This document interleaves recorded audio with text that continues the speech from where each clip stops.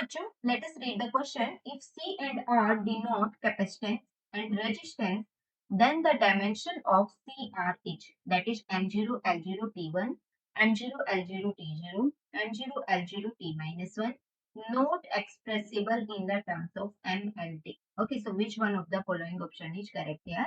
So first of all, we will see the key concept of the question. So जो ये question है, this is related to the dimensional formula हमें निकालना है सी और are का।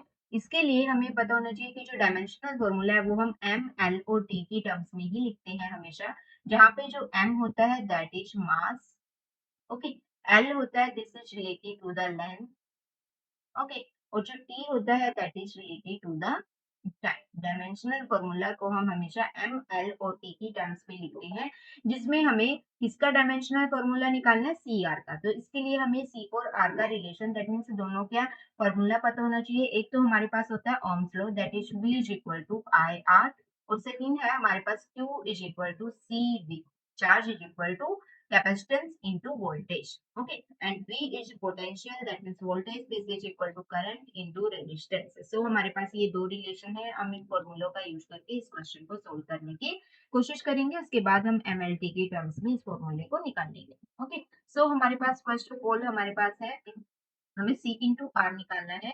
हमारे पास दो रिलेशन है ये, तो यहाँ से अगर हम आर की वैल्यू निकालते हैं, V is equal to I R होता है according to the Ohm's law.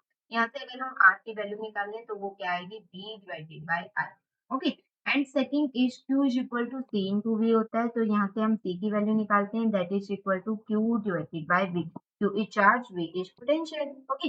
So this is the formula. So अब हमें करना है सी और आर का मल्टीप्लीकेशन। सो सी और आर को अगर हम मल्टीप्लाई करते हैं, so C is equal to charge divided by V into V divided by I is the value of R, okay. So V will be cancel by V, और हमारे पास आता है क्यू डिवाइडेड बाय आई।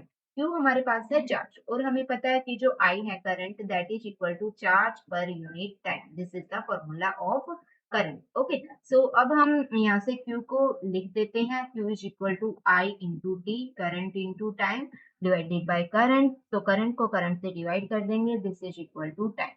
तो जो formula आता है C R का, that is time, C R is equal to time, okay. So अब हमें डायमेंशन निकालनी है। सो जो इसकी डायमेंशन क्या होगी एम एल टी की टर्म्स में, एम मास, मास है यहाँ पे, there is no mass, so M will be zero, there is no length, so L will be zero, and time की हमारे पास क्या होगी, 1। So m0 l0 t1, this will be the answer of the question. And ये हमारे पास answer होगा question का, और ये हमारे पास मैच करता है हमारे ऑप्शन नंबर ए से। सो this is the correct answer of the question. I hope you understood it well. Best of luck.